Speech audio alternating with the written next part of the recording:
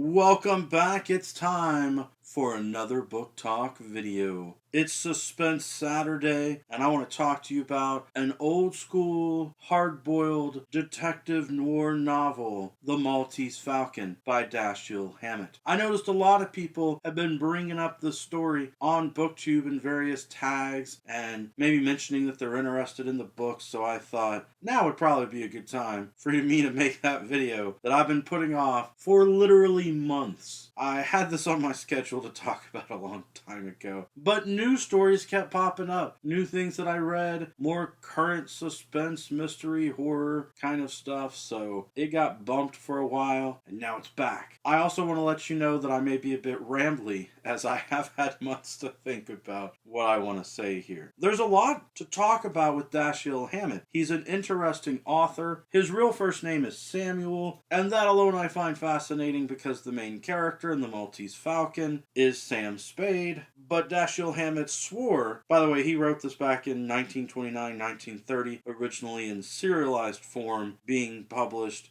for a magazine. But Dashiell Hammett swore when he was asked it was not a self-insert. He wasn't trying to put himself into the story, though it's hard to believe that, because Dashiell Hammett had led such an interesting life. From a young age, he worked for the Pinkerton Detective Agency. It's appeared in a lot of westerns. If you watch Maverick or The Gambler TV movies, you read other westerns, you know that back in the 1800s and early 1900s, there was this organization that kept being brought up. Well, it turns out they were real in history, the Pinkerton Detective Agency. We've got a reputation for the Wild Wild West, Texas out to California, where, the law wasn't always able to deal with things in the 1800s and early 1900s. And so people would hire private detectives to go out and get answers for them and get justice for them. And the Pinkerton Detective Agency was one of the best known in history. So it's very interesting that it comes up over and over again in historical fiction and in westerns and other stories. But Dashiell Hammett actually worked for the organization. He was one of those detectives who went out and dealt with problems. So again, it's really interesting that he wrote detective novels with characters who dealt with situations that may or may not have been inspired by real life. I do think that some of the situations and criminals were inspired by people that he knew of, either from his own work in the Pinkerton Detective Agency or from other people, his coworkers and situations that he heard about. And I think that that helps you when you go to read his books to understand how that they feel so real. Even though you might look at them from today's lens and go, oh, is that a formulaic, potentially campy or predictable, hard-boiled detective noir novel? But really, you should give Dashiell Hammett credit because his formula that he used in The Maltese Falcon has been used over and over again. So it's not as if he's copying a bunch of other people necessarily. It's that this novel was so good and so interesting that a lot of other authors and filmmakers have used his formula in their stories. If you've ever seen or read a movie, film, book that had a detective character where there was a case and his partner was killed at the beginning or toward the beginning of the story, and there was a mysterious woman or some other client who had hired them, and it seemed like the partner was killed investigating that situation, and then that beautiful woman seemed to be hiding secrets from the other detective who was trying to figure it all out, but the police suspected the detective of being involved with his partner's murder and or whatever the mystery was. That's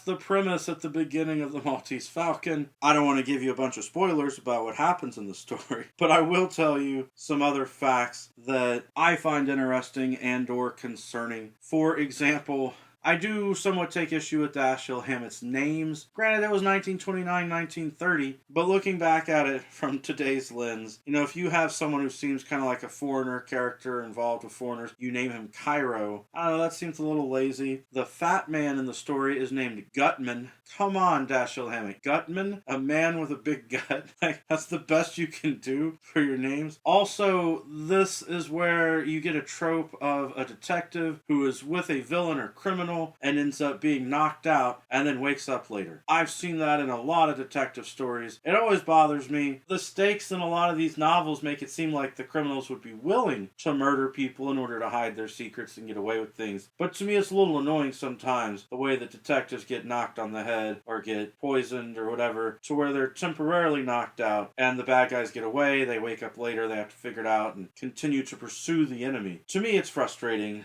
I just prefer not to have that element in a story if possible. If you enjoy the novel when you read it, then you have 4 different film adaptations to pick from. I watched the one that had Humphrey Bogart in it. It's an old black and white film. I thought they did a nice job bringing the story to life. I highly recommend The Maltese Falcon for people who enjoy detective novels, noir fiction, crime stories. I think it's a lot of fun. The detective in the story, Sam Spade, is morally gray. He's willing to do potentially violent and aggressive things in order to achieve his goal. That's it for today's book talk. Every day is a good day for a book talk. Peace.